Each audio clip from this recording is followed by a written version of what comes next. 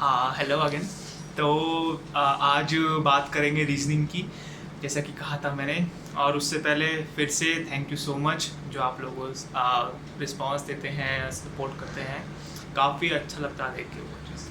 ठीक है, तो अब बात करते हैं रीजनिंग की। तो रीजनिंग में अपना दो कैटेगरी होती है मेजरली। एक तो अपना पजल सेक्शन, जो कि कहीं ना कहीं सबको थोड़ा आफत लगता है, और दूसरा अपना दिस मिसलिनियस पार्ट, जिसमें कि बहुत चीज़ें आती हैं। अब देखिए, पजल सेक्शंस को मास्टर करने के लिए ना आपको ना उसको थोड़ा ज़्यादा टाइम देना पड़ेगा। मतलब वो चीज़ थोड़ी टफ लगती है स्टार्टिंग में, बिकॉज जब मैंने स्टार्ट किया था पजल्स करना, तो वो काफ़ी बेसिक पजल था, एंड उसको करने में ना मुझे आराम से 6 से 7 मिनट लग गए थे। मतलब मैं देख रहा था बच्चों की, यार ये तो कैसे ख़त्म कर रहे हैं पजल्स को, मतलब मैं तो सोच नहीं पा रहा इस वे में। बट जब आप रोज़ प्रैक्टिस करते हैं ना चीज़ों की, तो धीरे धीरे आपको समझ आएगा कि यार मुझे बस मतलब इतनी सिंपल चीज़ थी, मुझे ये चीज़ समझ नहीं आई उस टाइम पे। तो ऐसा आप मे बी आप में से कोई हो जिसको मतलब सिंपल पजल्स में भी अभी टाइम लग रहा होगा, बिकॉज स्टार्टिंग है, टाइम लगता है। मतलब मुझे लगता था, क्या पता आपको नहीं भी लगता, आप स्टार्टिंग करो फिर भी नहीं लगता आपको, तो फिर तो आप मुझसे काफ़ी आगे अगर आपको लगता नहीं तो। बट मैं तो ऐसा था कि मुझसे पजल्स हो ही नहीं पा रहे थे। मैं परेशान हुआ करता था काफ़ी यार, कि जिसमें बोला गया कि इसको 4 मिनट के अंदर पूरा करना है, वो मेरे को 8 8 9 9 10 10 मिनट लग रहे हैं उसको करने में, वो भी पूरा नहीं हो रहा है सही से, पूरा मतलब सही से वो सही नहीं हो रहा है। तो लगता था, बट सबसे बड़ी यही है, just do just practice and practice. Okay. और तो सबसे एक और चीज़, पजल्स में ना आप अपना एक वो ढूंढ लीजिए, आपके स्ट्रॉन्ग जोन कौन से हैं। फॉर एग्जांपल मेरा जो स्ट्रॉन्ग जोन था वो था अपना ये फ्लोर बेस्ड पजल। और फ्लोर बेस्ड कहीं ना कहीं मैच करता है अपना मंथली बेस से, बिकॉज फ्लोर में आपको पूरा सीक्वेंस लगाना होता है, और मंथली में भी आपको पूरा ऐसा मंथ वाइज उसको सीक्वेंस लगाना होता है। तो मेरा वो स्ट्रॉन्ग पॉइंट था। तो उससे इसका मैं क्यों कह रहा हूँ, बिकॉज अगर आपका स्ट्रॉन्ग पॉइंट है ऐसा, तो देखिए ऐसा तो है नहीं कि पेपर में सिर्फ एक ही टाइप का पजल आता है। पेपर में टाइप के पजल आते हैं, डिफरेंट टाइप के पजल आते हैं, और एक टाइप का पजल कभी रिपीट नहीं होता है। मतलब होता है तो मुश्किल से एक हो जाएगा, उससे ज़्यादा नहीं होगा। तो अगर आपका कोई स्ट्रॉन्ग जोन है, तो चाहे वो प्री हो या मेंस हो, आप वो पजल्स कर ही लेंगे। और जैसे कि मैंने बोला था मैथ्स में कि थोड़ी सी प्रिपरेशन अलग अलग नहीं होती है प्री और मेंस की, बट अगर हम पजल्स की बात करें, तो पजल्स में काफ़ी एक फाइन लाइन है प्री की और मेंस की। तो अगर आपको प्री के लिए अलग चाहिए और मेंस के अलग चाहिए पजल्स आपको, तो आपको एक बुक सजेस्ट कर दूंगा मैं। वो है अपनी ऑलिव बोर्ड की पजल मेनिया।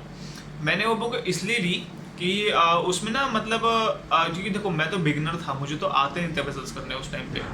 तो मैंने बुक ली, तो मैंने उससे स्टार्ट नहीं किया, बिकॉज उसमें प्री भी मेरी बस की था ही नहीं, प्री के पजल्स करना भी। तो पहले मैंने स्टार्टिंग यूट्यूब से की थी। यूट्यूब पे बहुत चैनल्स हैं, मैं किसी चैनल का नाम नहीं लूँगा, ऐसे बहुत चैनल हैं जिसपे कि आपको पजल्स मिल जाएंगे, बेसिक पजल मिल जाएंगे। उनसे स्टार्ट कीजिए, अप्रोच देखिए कैसे वो पजल्स को अप्रोच कर रहे हैं। उसके बाद आप कुछ और सोर्स देखिए, फ्री पीडीएफ्स होती हैं। उसके बाद आप ऑलिव बोर्ड की बुक पे जाइए, तब आपको लगेगा कि हाँ, प्री में भी ऐसी चीज़ें हैं जो कुछ टफ हो सकती हैं, प्री इतना इजी भी नहीं होता है। बट वही है, अगर प्रैक्टिस है तो फिर मेंस भी इजी है, अगर प्रैक्टिस है तो फिर मेंस भी कोई इशू नहीं है, मेंस भी आराम से हो जाएगा। तो प्रैक्टिस अपनी ऐसी कीजिए कि आपका मतलब प्री तो हो ही हो, मेंस भी हो जाए। बिकॉज मेरी प्रैक्टिस ऐसी हो चुकी थी कि मुझे खुद नहीं पता चला कि मेंस का साथ साथ कब हो गया। तो मैंने मेरा आज तक कभी मैंने मेंस में दिया नहीं था, बट मेरा मेंस एक बार में क्लियर हो गया, वो भी दो दो एक साथ, तीन तीन बताइए कौन कौन से।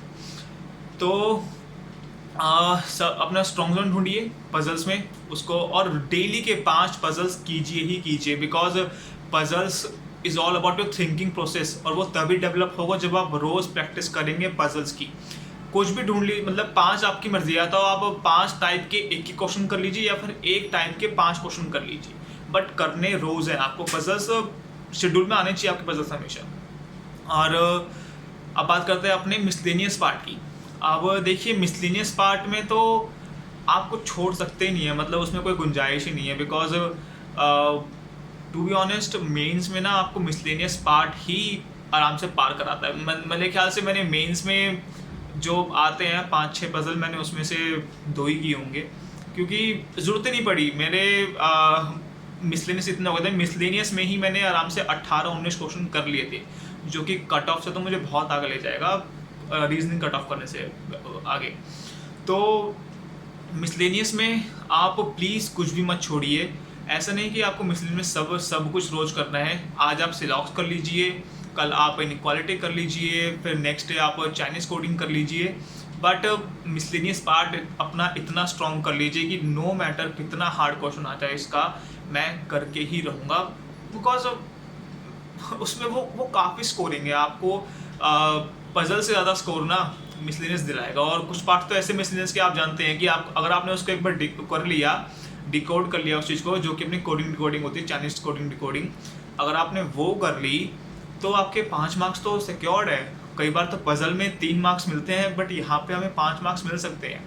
तो प्लीज़ मिसलेनियस को सिर्फ पजल्स पे ही सारा फोकस मत डालना, क्योंकि मैंने देखा है हर कोई पजल्स के पीछे भागता है कि पजल करने हैं, बट एक्चुअली में पजल से ज़्यादा स्कोरिंग अपना मेंस में स्पेशली मिसलेनियस पार्ट होता है। वो आपको आराम से 19-20 मार्क्स दिला के जाएगा, ठीक है। और मिसलेनियस में अपना क्रिटिकल रीजनिंग भी आता है। क्रिटिकल रीजनिंग मैं सजेस्ट करूँगा कि आप अभी से तैयारी कर दो, बिकॉज उससे आपका फ़ायदा भी काफ़ी होगा।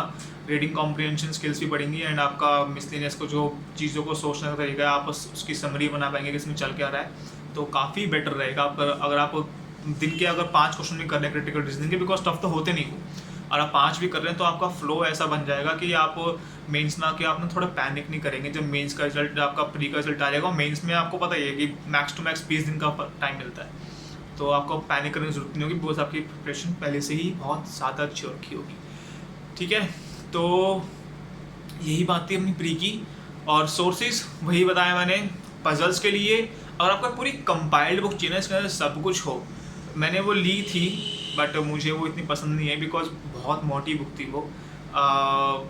उसकी थी आई गेस, पता नहीं कौन से पब्लिशर की थी, हाँ पता नहीं किसकी थी, मेरे को याद नहीं है, बट एस चांद की बुक थी वो, रीजनिंग का था। उसमें सारा था, उसमें puzzles and coding decoding, number, missing numbers, ये सब कुछ था उसके अंदर, बट वो बहुत मोटी बुक थी एंड थोड़ी सी मुझे पसंद नहीं आई वो। तो अगर मैं सजेस्ट करूँ आपको, तो आप रीजनिंग के लिए जो आपका ये पजल्स है, उसके लिए आप अपनी बुक लीजिए, सिर्फ ऑलिव बोर्ड की पजल मेनिया, काफ़ी प्यारी बुक है।